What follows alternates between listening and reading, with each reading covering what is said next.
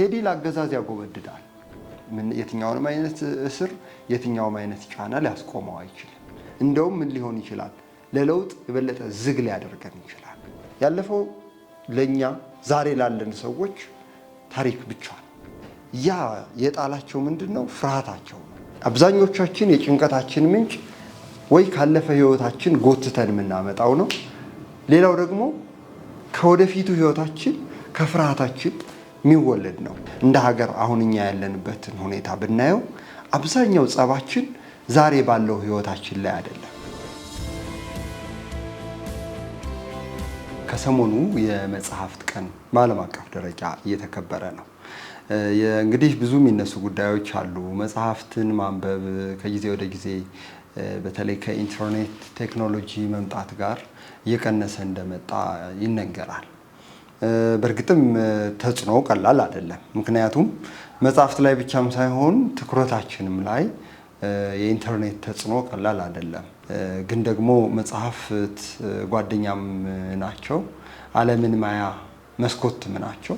ብዙ ትርጉም አላቸው መጽሐፍት ራሳቸው እና ይህን በማስመልከት አንድ ሁላችንም የምናውቀው በስምና በተለያየ ስራው በእውቀቱ ስዩምን ላላነበባችሁት ለመወስወስ ላነበባችሁት ደግሞ ለመቀስቀስ ከዛ ውስጥ አንድ ጉዳይ ስለ አህመድ ግራኝ ያለውን ቀንጨባ አደርጋለሁ። አብረን እንቆይ። የግራኝ አህመድ ጉብኝት ይላል። ግራኝ አህመድ በአንድ ወቅት ላሊበላን በቁጣው ጎብኝቶት ነበር። አረብ ፋቂህ የተባለው ጸሐፊ ይህን የዓይን ምስክርነቱን ሲሰጥ እንዲህ ይላል። አህመድ ጣዖት አምላኪዎች ላሊበላ በተባለው ቤተክርስቲያን ዙሪያ መከማቸታቸውን ሰማ። ተራሮችን አቆራርጦ ደረሰባቸው። ቤተክርስቲያኒቱ ዘንድ ሲደርሱ መነኩሳቱ ለመስዋዕትነት ተዘጋጅተው አገኟቸው።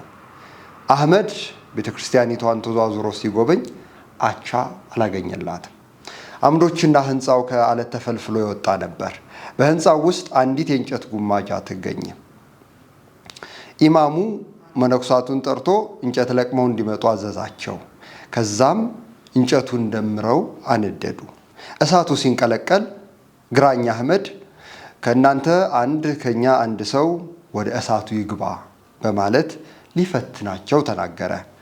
የመነኩሴዎቹ አለቃም በደስታ እገባለሁ አለ። ይሁን እንጂ አንዲት ሴትዮ ብድግ ብላ እርሱ የወንጌል መምህሬ ነው፣ ከኔ በፊት ሊሞት አይገባውም ብላ ራሷን ወደ እሳቱ ወረወረች። ኢማሙ ጎትታችሁ አውጧት በማለት አዘዘ። ጎትተው ሲያወጧት ከፊል ፊቷ ተቃጥሎ ነበር። በዚህ ታሪክ ውስጥ ብዙ አስገራሚ ነገሮችን እናገኛለን። አስቡት። አንድ መነኩሴ በድል አድራጊ ጠላቱ ፊት መሬት ተከፍታ ብትውጠኝ በሚያሰኝ ሁኔታ ውስጥ የእሳት ግብዣ በደስታ ለመቀበል ሲዘጋጅ እናያለን። እንዴት ያለ ወንድ ነው ብለን አድንቀን ሳንጨርስ ሴትየዋ ከመምህር ያስቀድመኝ ብላ ዘላ ወደ እሳት ገብታለች። የሐሳብ ኃይል፣ የእምነት ኃይል እንግዲህ ይህን ያህል ነው። እምነት የሚንቀለቀለውን ደመራ በንጹህ ውሃ እንደተሞላ የመዋኛ ገንዳ ዘለህ እንድትገባበት የሚያስችልህ ልበ ሙሉነትን ይሰጥሃል። የግራኝ አህመድ ነገር ይባስ። የቀለደው አደገኛ ቀልድ ወደ እውነት ሲለወጥ ቢያይ መቋቋም አቃተው። ጎትታችሁ አውጧት በማለት ጮኸ። እውን ይህ ቃል የወጣው ከግራኝ ነው ወይስ የታሪክ ጸሐፊው ጆሮ ተጭበርብሮ ነው? ሌላኛው ዛሬ በፍኖት ሚዲያ ላካፍላችሁ የወደድኩት ሀሳብ የካርል ሮጀርስ የተባለ እውቅ የስነልቦና ሊቅ ነው። ካርል ሮጀርስ በተለይም ደግሞ በስነሰብ በሚባለው የስነልቦና ዘርፍ ውስጥ ከፍተኛ ድርሻ ያለው ሰው ነው። እንግዲህ የተገባ ህይወት ወይም ጤናማ የሚሰራ ህይወት ብሎ ካርል ሮጀርስ ካስቀመጣቸው ነገሮች መካከል የተወሰኑትን እናያለን። እንግዲህ የሚሰራ መኪና፣ የሚሰራ ማሽን እንደምንለው ሁሉ ለካርል ሮጀርስ የሚሰራ ህይወት ወይም ህይወት ያለው ህይወት ሊኖር የተገባ ህይወት ብሎ ካስቀመጣቸው ውስጥ አንዱ ዛሬን በአግባቡ መኖር መቻል ነው። ዛሬን በአግባቡ መኖር መቻል ማለት ስለ ወደፊቱ አለማሰብ ማለት አይደለም። ዛሬን በአግባቡ መኖር መቻል ማለት ባለፈው ሳንቸነከር በወደፊቱም በፍርሃት ሳንዋጥ ህይወት የሚጠይቀንን ነገር እየሰራን ማለፍ መቻል ነው። ለምሳሌ አብዛኞቻችን የጭንቀታችን ምንጭ ወይ ካለፈ ህይወታችን ጎትተን የምናመጣው ነው። ሌላው ደግሞ ከወደፊቱ ህይወታችን ከፍርሃታችን የሚወለድ ነው። የሌለውን ነገር ከመፍራት የሚመጣ ማለት ነው እና ያለፈውን መቸንከር በግለሰብ ህይወት ብቻም ሳይሆን በሀገር ሊገለጥ ይችላል። ለምሳሌ እንደ ሀገር አሁን እኛ ያለንበትን ሁኔታ ብናየው አብዛኛው ጸባችን ዛሬ ባለው ህይወታችን ላይ አይደለም። ለምሳሌ ሁላችንም ልንግባባባቸው የምንችል ጉዳዮች አሉን። በወደፊት ጉዳይ የተሻለ እንግባባለን። ለልጆቻችን ምን አይነት ሀገር ያስፈልጋል በሚለው ጉዳይ መግባባት እንችላለን። ግን አብዛኛው ችግራችን የሚመነጨው ግን ያለፈው ላይ ከመቸንከር ወይም የወደፊቱን በጣም አስፈሪ አድርገን ከማየት የሚመነጭ ነው። ለምሳሌ ሰሞኑን የአርቲስት ቴዎድሮስ ካሳሁንን ሙዚቃ በሚመለከት ሁለት በጣም ጽንፍና ጽንፍ ያሉ እይታዎችን እያስተናገድን እንገኛለን። አንደኛው ምንድነው? ቴዲ አፍሮ ያለፈው ላይ የተቸነከረ ነው የሚል እይታ አለ። ያለፈው ለኛ ዛሬ ላለን ሰዎች ታሪክ ብቻ ነው። ከዛ ያለፈ ሚና የለውም። ከታሪክ ልንማር እንችላለን፣ ከመጥፎው ልንማር እንችላለን፣ ከጥሩም ልንማር እንችላለን። ያለፈው ላይ ከተቸነከርን ሁልጊዜ ህይወታችን ግማሽ ብቻ ይሆናል ማለት ነው። እንደውም ምን ሊሆን ይችላል? ለለውጥ የበለጠ ዝግ ሊያደርገን ይችላል። የወደፊቱን አብዝተን በፍርሃት ካየነው እሱም የራሱ ችግር ይኖረዋል። መሆን ያለበት ግን ምንድን ነው? ዛሬ ህይወት ምን ይጠይቀናል? የተሻለ ልንግባባ የምንችለው እንዴት ነው? ለምሳሌ ዛሬ ህይወቱን በአግባቡ መምራት ማይችል ሰው ያለፈው ላይ ስታክ ካደረግን፣ እዛ ላይ ከተቸነከርን ዛሬን በአግባቡ መኖር አንችልም። የወደፊትን ማስፈሪያ አድርገን ካየን ዛሬን በአግባቡ መኖር አንችልም። ስለዚህ ልኖረው የተገባ ህይወት ብሎ ካርል ሮጀርስ ካስቀመጣቸው ነገሮች መካከል አንዱ ኤግዚስቴንሻል ሊቪንግ ወይም ዛሬን በአግባቡ መኖር መቻል ነው። ይህ እንግዲህ በተለያየ መልኩ ሊገለጥ ይችላል።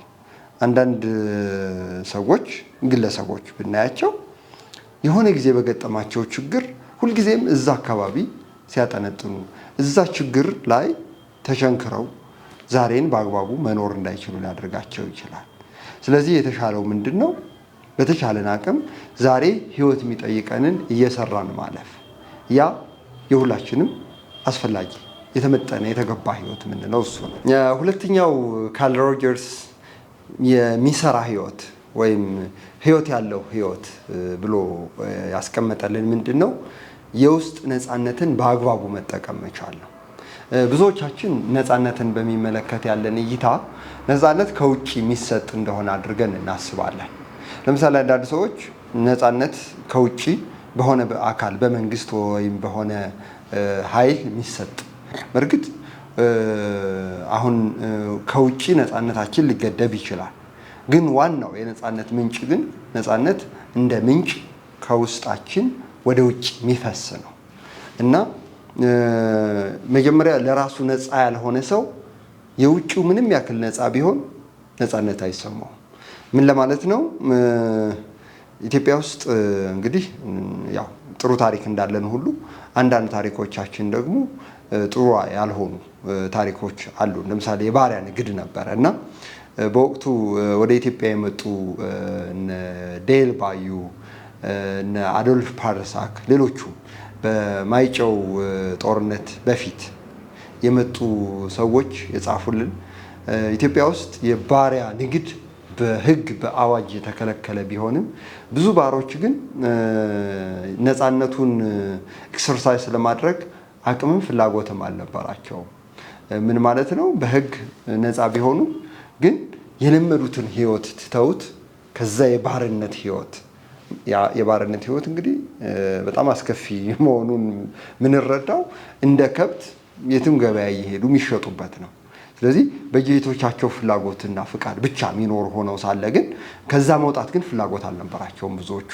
ያ የሆነበት ምክንያት ምንድነው? እኒህ ሰዎች ከዛ የባርነት ስሜት ጋር ለረጅም ጊዜ ተለማምደው ስለነበረ ነው።